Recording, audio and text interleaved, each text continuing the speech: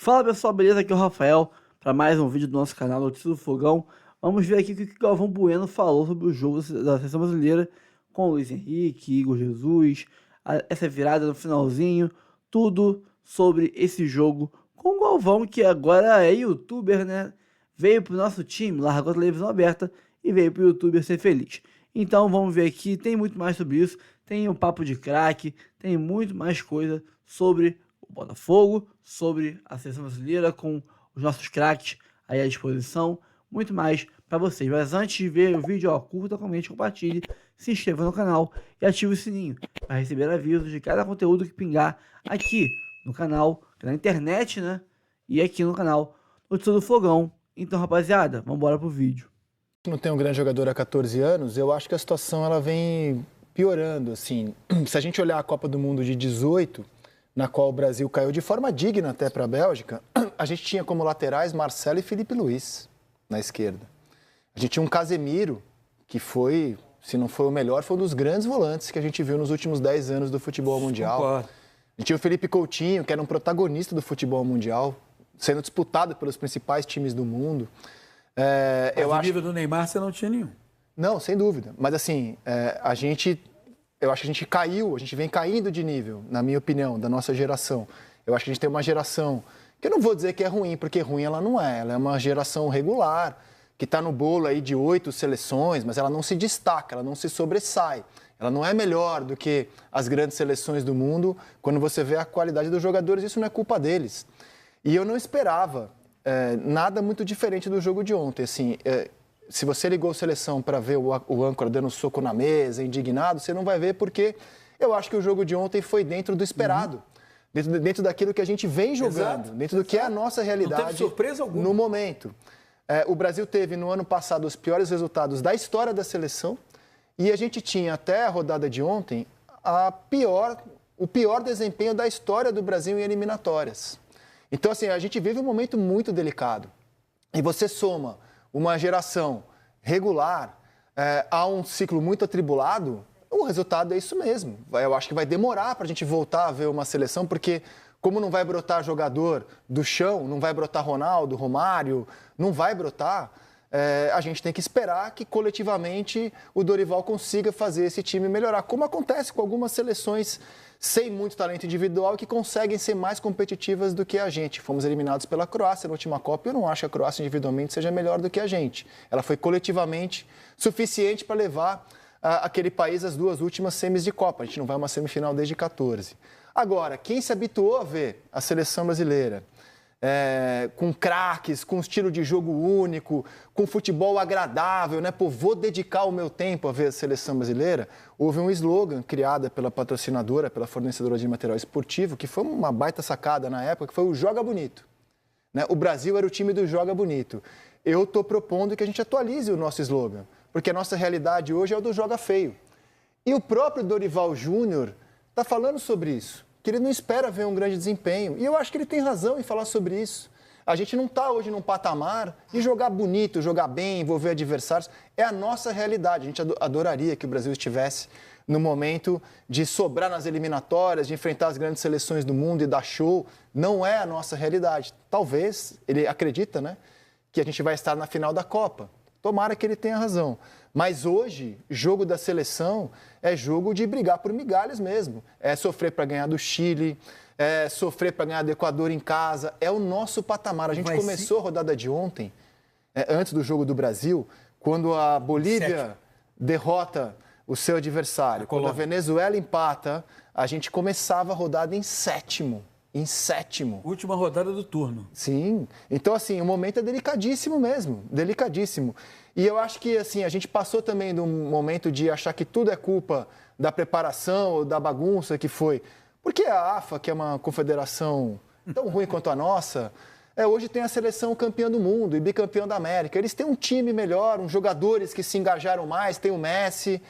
E com o que temos, eu acho que a gente pode melhorar um pouquinho. Mas, no momento, a nossa realidade é de jogar feio. Ainda que o Lino veja evolução ontem. Não é isso. Eu também vejo evolução. A AFA viveu uma bagunça maior que a a gente vive hoje no pré-Copa que ela venceu. Perfeito. Então, a bagunça, às vezes, até isola. O Tite conseguiu fazer isso num dado momento, não teve resultado final. Mas a bagunça da seleção, institucionalmente falando, ela foi isolada e a seleção brasileira, bem ou mal, com o Tite, conseguiu conduzir um trabalho. Parecia que seleção brasileira era uma coisa e CBF era outra. Permita a gente foi campeão do mundo 2 vezes com o Ricardo Teixeira, presidente da CBF.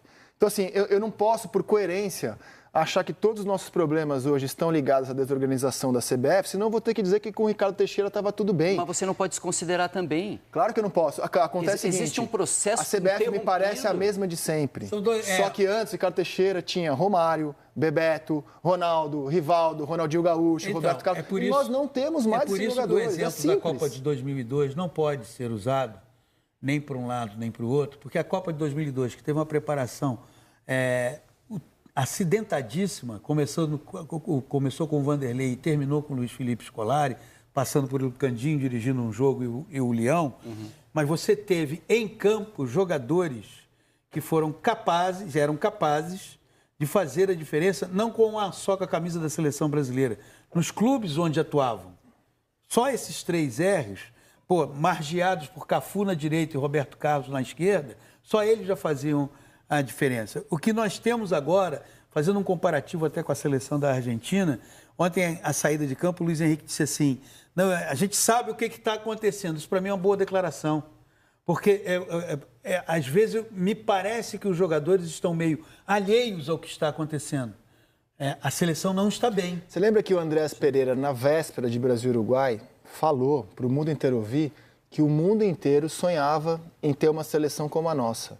O jogador brasileiro, eu acho que ele tem dificuldade de aceitar essa nova realidade. Isso, mas... Que a nossa geração não sobressai hoje na comparação com as grandes seleções. Por isso que eu achei interessante a declaração do Luiz Henrique, a saída de campo, quando ele disse isso.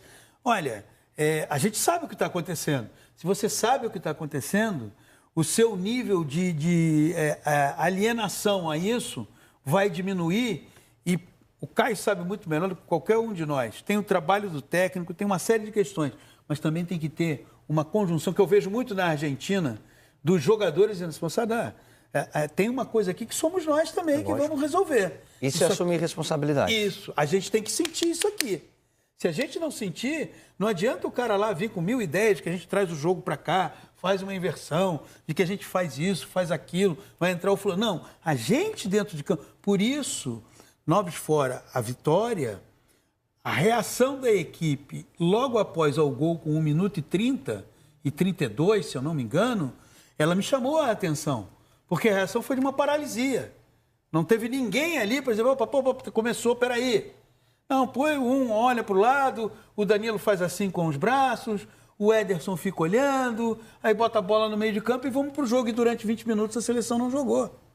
Vamos para os melhores momentos? E vai começar com esse cenário descrito pelo PC, porque logo no primeiro ataque, o Chile, numa sucessão de falhas que depois a gente vai elaborar e explicar melhor, abre o placar. E aí, Caio, e aí, PC... Olha lá. E aí, assim, a gente passa por uma pane, Caio, que assim, cara, eu comecei a falar, caramba, os caras vão abrir 3-0 com 15 minutos. Eu estava mais otimista no jogo de ontem, e aí quando você toma o gol com 1 minuto, você fala, pelo amor de Deus, toda a confiança que você faz na preparação para esse jogo já foi por água abaixo. Agora você vai ter que remontar o resultado fora de casa, numa seleção, num momento de turbulência. E acho que ali, aquele gol tem, sim, a falha do sistema defensivo do Danilo, que não encosta na hora do cabeceio, do Abner e do lado esquerdo. A gente roda certinho esse gol para analisar, mas seguindo o jogo, aí o Brasil consegue empatar, né, no finzinho, e melhora no segundo tempo. Um pouco melhor, certo? Eu acho que a melhora do Brasil passa pela cabeça da área, tá? Eu acho que ontem o Paquetá errou muito passe e o André não repetiu as boas atuações da última data FIFA. E na hora que entra o Bruno Guimarães, ele coloca mais qualidade na saída de bola. E o Gerson ainda muito distante do que é o Gerson do Flamengo. Acho que ainda precisa assumir mais esse protagonismo, entrar para fazer a diferença. Melhoram a saída de bola. E depois vem o brilho individual do Luiz Henrique. Na única vez que ele pegou lá perto da área, em condições de ir para cima, ele resolveu a parada. E chama a atenção no gol, Caio, não sei se chamou a atenção de vocês. Quem estava do lado do Luiz Henrique pedindo o passe era o Bruno Guimarães. Que tocou e foi. Exatamente. Mas também o espaço surge porque a bola vem desde o Ederson quebrando o Edson, o Martinelli, e aí é jogar. Mas o que eu estou querendo dizer é que, por exemplo, não sei se... A questão que envolve o Paquetá. Desde a Copa América, o Paquetá não joga bem. Desde a Paquetá Copa não é América. segundo volante. Não, eu não sei se... 3 dias a atrás a questão gente para mim não é discutiu nem... isso aqui. Mas aonde ele Lino, jogou bem na seleção? Tentaram ele de 10, tentaram ele aberto. Onde ele tem jogado bem? Você achou... Beleza, tá respondido. O Paquetá foi insuficiente quando jogou na ponta esquerda, atrás do centroavante, na meia direita e talvez ele seja insuficiente ou o momento dele seja de insuficiência. Mas aí é que eu estou dizendo. Que a nossa carência é tão grande que sem o Neymar a gente ficou cavando. Mas aí que eu estou falando. A sua última frase é que é interessante. Talvez o momento dele, não é para desqualificar, não é para dizer que ele não é um jogador de seleção brasileira, mas há uma fase em que ele não está conseguindo render o que se espera, e aí por que não abrir mão? Sim. Mas também, gente, nós estamos querendo reações de seleções prontas. Essa seleção não está pronta. Não dá para achar que essa seleção vai tomar gol a 1 minuto, vai botar a bola embaixo do braço igual o Didi e vai tomar conta do jogo. Não vai se abalar. Esse momento é para isso. Mas essa seleção ainda assim conseguiu superar esse abalo, virar a partida e ganhar um jogo onde, a partir de agora, você consegue ver um horizonte. Você consegue colocar a seleção num posicionamento de tabela que dá mais tranquilidade. Você concorda? Empatar o jogo aos 44 do primeiro tempo foi fundamental. Então, mas não dava para esperar. Mas a gente achou esse empate, vai. Mas não estava criando para fazer esse empate, né? Mas a gente queria o quê? Que essa seleção botasse bola embaixo do braço, tomasse conta do jogo e dissesse isso aqui é Brasil? Não é hora para isso. Perfeito. O nosso momento é esse, é o momento do jogo feio. O momento era esse. A gente fica cobrando coisas fora da realidade. A gente tem que botar o pé no chão. O momento ontem era para achar o que a seleção finalmente conseguiu achar. Você entende que dizer que mas o Paquetá ela finalmente conseguiu achar? Resultado. Resultado. Você entende que dizer que pode buscar uma outra alternativa ao Paquetá não faz parte desse momento? Faz. É isso que eu estou te dizendo. E me preocupa um pouco se de repente venceu o Chile, que não fez mais do que obrigação, e vai vencer o Peru, que é pior do que o Chile. Sim. E sairmos desses dois confrontos dizendo que a seleção está no caminho certo. É que o Paquetá era a alternativa. O Paquetá não estava jogando ali, ele estava jogando com os dois volantes base. O Paquetá desde a Copa América. O André e o Bruno Guimarães. O André trouxe, inclusive, essa informação aqui no programa. A avaliação que se fez do Paquetá na Copa América é que entre o esperado e o realizado houve uma diferença muito grande. Sim. Eu fiquei surpreso dele voltar à seleção. E além dele jogar uma Copa América muito ruim, ele seguiu jogando como titular e muito mal nas eliminatórias. O Lino destacou que a gente conseguiu ontem o resultado. Nessa linha eu estou com o PC. Eu acho que ganhar do Chile, ainda que fora de casa, é obrigação básica, é beabá de uma eliminatórias. Porque se a Bolívia vai lá e ganha... Desse Chile. Se a Bolívia vai lá e ganha do Chile de 2-1 com um jogador a menos... O Brasil tem que fazer isso, isso é o mínimo. A gente fez o mínimo ontem. A gente não estava fazendo nem o mínimo, Perfeito. a gente estava perdendo ponto para a Venezuela. Perfeito. Peraí, Lino. Se vocês imaginam um processo... A Venezuela é superior ao Chile. Ok, mas se vocês imaginam um processo, um crescimento, ontem a seleção brasileira ganhou. Que virtudes a gente consegue achar ontem? O Abner não foi mal na partida de ontem. O Igor Jesus conseguiu se destacar. O Luiz Henrique parece ser uma bela opção para disputar posição naquele setor ali e entrando. E voltamos a ter os mesmos problemas na lateral direita, no meio de campo. Vamos discuti-los. Outra coisa. Gente, o Brasil deu 4 chutes a gol ontem. 4 chutes a gol. Assim, na meta, né? Eu quero rodar assim, a qualidade das chances que a gente criou. Até para entender o tipo de adversário que a gente tinha. 2 entraram, 1 foi no meio do gol do Rodrigo e tem uma outra chance também criada pelo Brasil. Pelo Igor Jesus. São 4 chances em 90 minutos contra um adversário que é muito fraco. E para mim um pênalti claríssimo que não foi marcado em cima do Rodrigo. Vamos rodar já. Sim. Concordo com você, foi um pênalti claríssimo. Então, assim, nós estamos contando isso como finalização. Tem que ter um pouco de boa vontade para contar como finalização, a gente está contando. Então, são 4 finalizações em 90 minutos na meta do Chile. Eu acho bem pouco. Mas, enfim, Eu não esperava nada muito diferente disso. Sim, isso, não esperava, isso, entendeu? É isso. É A por gente isso está que a vivendo gente- um momento dramático mesmo do futebol brasileiro. Por isso que eu penso muito parecido com o Lino no que diz respeito à importância de conquistar um bom resultado ontem. E a partir do momento que você volta a vencer, você traz um pouco mais de tranquilidade para o ambiente, recupera um pouquinho mais de confiança e a partir de uma segunda vitória contra o Peru, aí você pode esperar um rendimento melhor que ainda não obtivemos. Tiveram coisas boas? Tiveram. Por exemplo, ele mexeu na configuração do meio de campo. Ele vinha com um meio de campo de mais transpiração, com o Bruno, com o André e com o Paquetá. Ontem ele já colocou o Rafinha. Acho que tornou o Brasil mais ofensivo, mais criativo. Mesmo não tendo sido um grande jogo, o Brasil melhorou no setor de criação.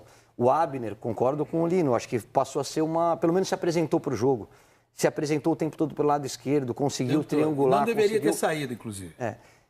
Outra coisa que eu acho que foi legal, o Savinho pela direita. E ali, para mim, estão os jogadores mais talentosos do nosso time, porque você tem o Savinho crescendo sob o comando do Guardiola e dando uma boa resposta ontem. Você tem o Luiz Henrique entrando e resolvendo. E daqui a pouco você tem o Estevão, que para mim é o melhor de todos eles. Apesar da pouca idade, é o que vai chegar mais longe na carreira. Que não foi convocado agora. Então, o lado direito, a gente está bem cercado. O que a gente precisa melhorar, e aí, olhando um pouquinho com um tom mais crítico para o trabalho do Dorival, é a formatação do que ele entende como equipe ideal no que diz respeito ao conceito de jogo.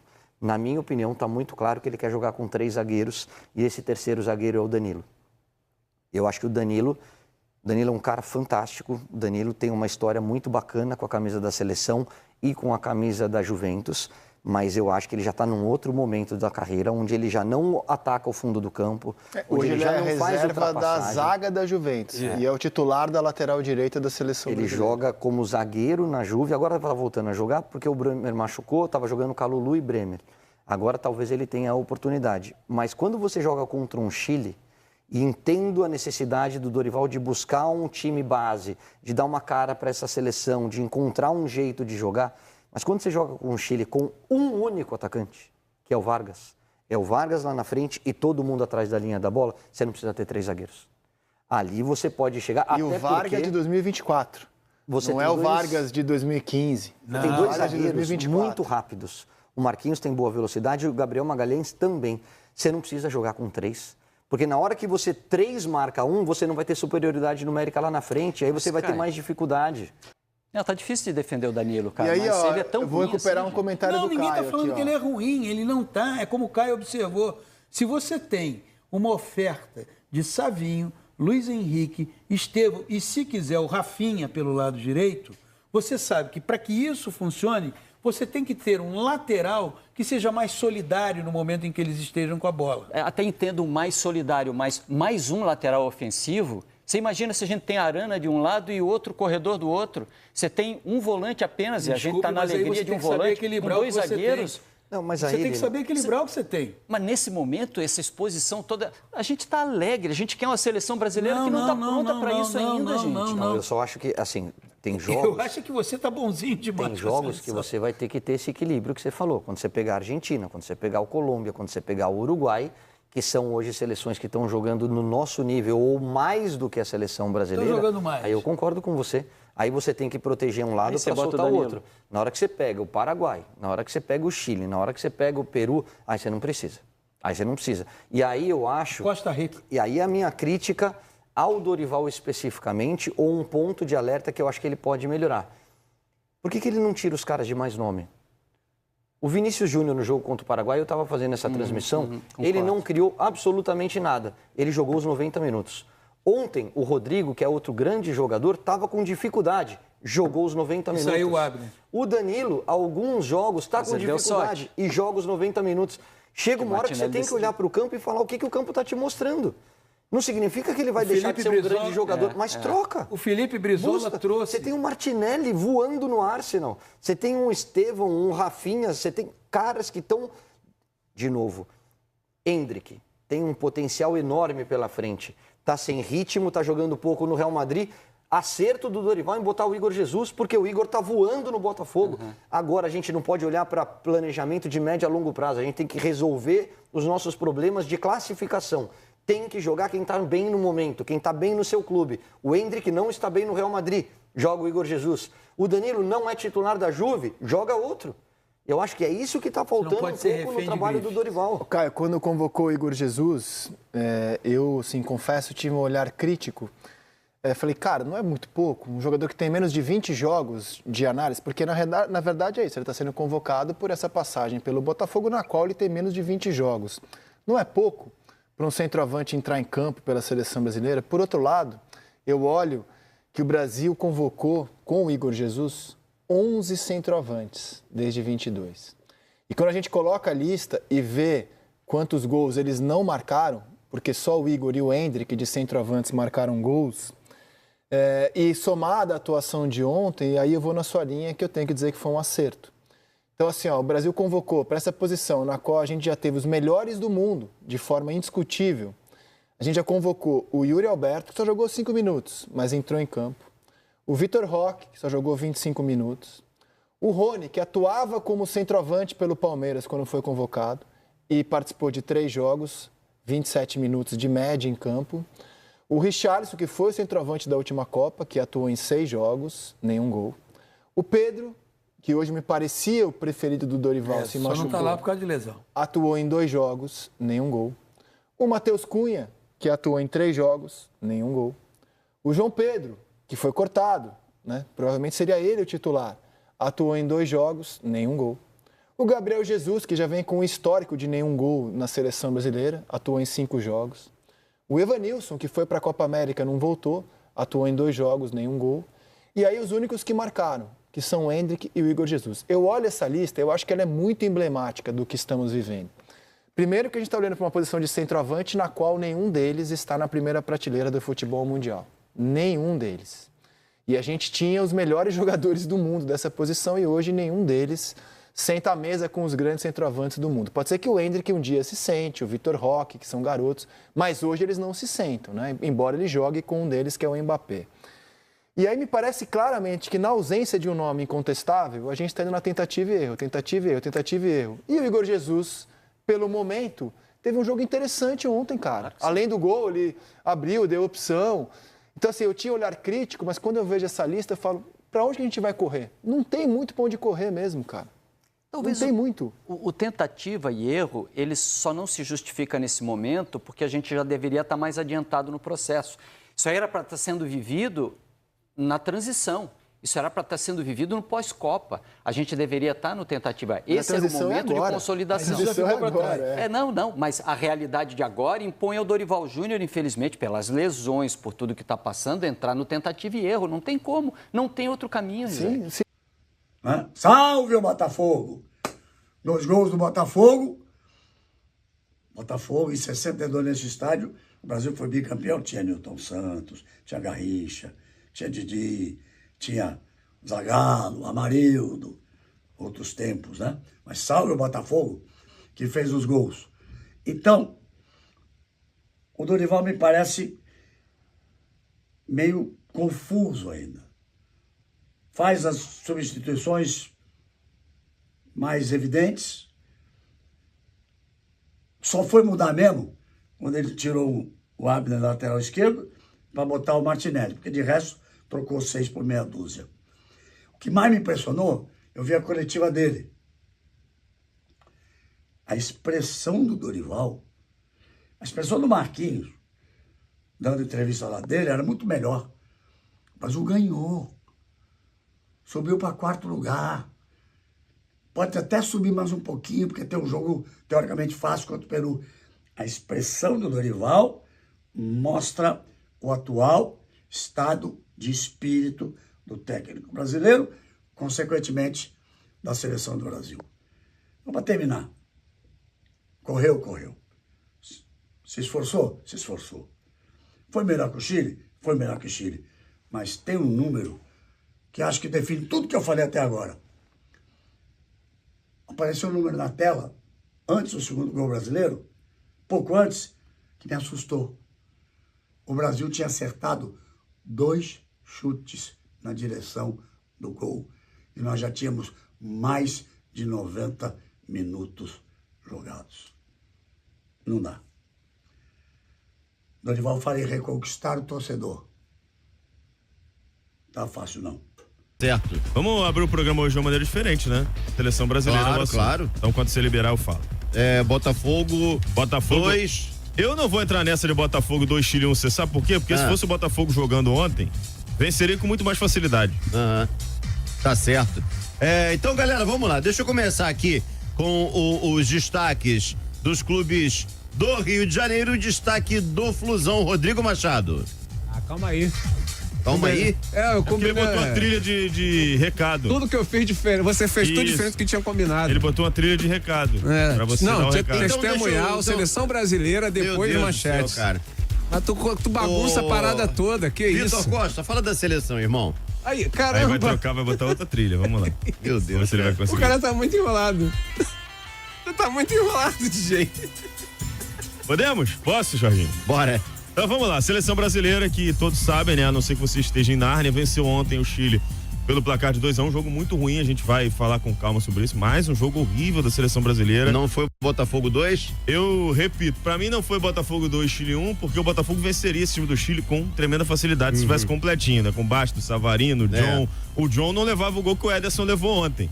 Por exemplo, ele saiu na frente com 1 minuto de jogo, gol do Vargas de cabeça, uma falha do Ederson, na minha opinião, uma cabeçada fraca no meio do gol, ele demorou a reagir. E depois, cara, um futebol muito burocrático do Brasil. Pra variar, né, Vitor? Pra variar, aquele mesmo estilo de jogo que não muda nunca, né? O Dorival gosta de mexer as peças, mas ele não mexe no jeito de jogar, é pouco ousado nas suas alterações. Dessa forma, o Brasil conseguiu vencer muito no talento individual. O Savinho, aquele que foi criticado porque disse que não viu os jogos, porque era muito tarde na outra janela, foi um dos destaques do time. Conseguiu um bom passe, o Igor Jesus mostrou muito oportunismo, fez o gol de cabeça, empatou 1-1 ainda no primeiro tempo. E aí no segundo tempo, o Brasil só ganhou o jogo graças ao talento individual do Luiz Henrique. Porque o Brasil não produziu, o goleiro do Chile simplesmente não fez defesas no jogo. E aí o Luiz Henrique, num lance de muito talento, conseguiu ali fazer a jogada característica dele, trazendo para a perna esquerda, finalizando para o gol. Vitória do Brasil 2-1. Mais importante que jogar bem, Bruno Azevedo, era vencer, porque a situação realmente estava muito complicada. A Bolívia venceu o jogo dela ontem, né? Já vou passar um giro pelas eliminatórias. Mas a Bolívia venceu a Colômbia. Bolívia que tá jogando em El Alto, mais de 4.000 metros de altitude. Então todo mundo que tá indo lá jogar contra a Bolívia tá tendo dificuldades. E o Brasil estava atrás da Bolívia. O Brasil estava em 7º quando começou o jogo. E aí, com essa vitória, conseguiu chegar a 13 pontos, é o 4º colocado. Passando a limpo aqui a classificação depois dessa vitória do Brasil. A Argentina empatou com a Venezuela 1-1, tem 19. A Colômbia que perdeu para a Bolívia. Primeira derrota da Colômbia nas eliminatórias. Agora tá com 16. Bolívia com um jogador a menos, para você ver como é que tá fazendo diferença a situação, né? O time da Bolívia melhorou, mas obviamente a altitude tá interferindo sim nos resultados. Aí a Colômbia tem 16, o Uruguai tem 15. O Uruguai ainda vai jogar essa rodada, ele pega hoje o Peru, 10h30 da noite, jogo no Peru. E o Brasil na 4ª posição com 13. Equador 12, Bolívia 12, esse é o G6. A Venezuela conseguiu esse empate ontem contra a Argentina, condições absurdas de jogo, 9h45 da noite, jogo no estádio Mané Garrincha, em Brasília. Pra gente falar sobre esse gol do Igor Jesus, que foi bem legal, né? A torcida do Botafogo estava muito esperançosa em ver o Igor Jesus como titular. Depois teve o gol também do Luiz Henrique, mas esse já tinha disputado 2 partidas na janela anterior. O Marquinhos, zagueiro da seleção brasileira, um dos mais experientes desse elenco, foi perguntado sobre como é que é ver um jogador que está chegando agora, na primeira partida dele como titular, já balançar as redes. Ele explicou como é que foi essa recepção aí do grupo ao Igor Jesus. Então deixa eu chamar aqui o Rodrigo Brandão para falar do líder do Campeonato Brasileiro. Fala, Brandão. Azevedo, e não tem como a gente não falar da atuação de Igor Jesus e Luiz Henrique na partida entre Brasil e Chile ontem pelas eliminatórias da Copa. A vitória por 2-1 do Brasil foi graças aos gols de 2 jogadores do Botafogo. O Igor Jesus marcou no final do primeiro tempo e o Luiz Henrique no final da partida, após sair do banco de reservas e decidir. O primeiro gol do Igor Jesus quebrou uma marca que durava 26 anos. Desde julho de 98, com o gol do Bebeto na Copa do Mundo da França, o Botafogo não tinha um jogador marcando gol pela seleção brasileira. E com o gol do Luiz Henrique, então, esse tabu era muito maior. Há 47 anos, 2 jogadores do Botafogo não marcavam na mesma partida da seleção brasileira. A última vez que isso aconteceu foi em 77, quando Paulo César Caju e Nilson Dias marcaram em um amistoso da seleção contra um combinado de Botafogo e Vasco. Enfim, foi uma noite de gala para o Botafogo e, claro, The Boss ficou muito feliz, muito satisfeito, postou um monte de stories no perfil do Instagram dele, story do Igor Jesus, story do Luiz Henrique, story dos 3 jogadores juntos, além dos 2 que marcaram, o Alex Telles abraçado a eles, comemorando o gol do Luiz Henrique. Enfim, The Boss estava feliz da vida, é claro, deveria estar mesmo, porque foram 2 ótimas contratações que aumentaram o patamar do futebol do Botafogo. Mas em um dos stories teve crítica também ao jornalista Mauro César Pereira, que criticou a SAF do Botafogo depois do resultado do jogo da seleção ontem. Ele disse que se não fosse o montante investido no Botafogo, o clube estaria ainda endividado, sem esses jogadores de alta qualidade, e o Textor, em tom de ironia, colocou um blá blá blá em bom português. Valeu, Azevedo? Valeu, tá certo, Rodrigo Brandão. Em bom português é engraçado, né? É porque o cara é gringo, né? Blá, blá, blá, é muito bom. Blá, blá, blá em bom português.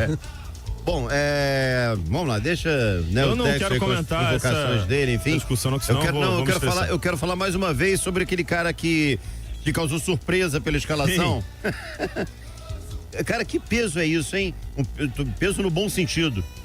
De você ter uma estreia, um gol na seleção brasileira, vivendo um bom momento no seu clube, né? O Igor realmente, eu acho que atravessa a melhor fase da carreira, né? Certamente.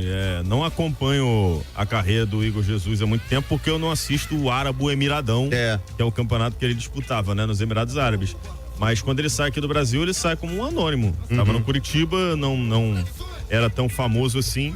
Obviamente é o melhor momento da carreira dele, um momento especial, sendo protagonista em um time que está disputando Libertadores e Campeonato Brasileiro, e agora estreando pela seleção brasileira com um gol e vendo um companheiro dele também marcar, né? E isso é simbólico, porque o Luiz Henrique, desde a primeira convocação, ele não voltou bem. Os jogos dele pelo Botafogo pós-convocação não foram bons.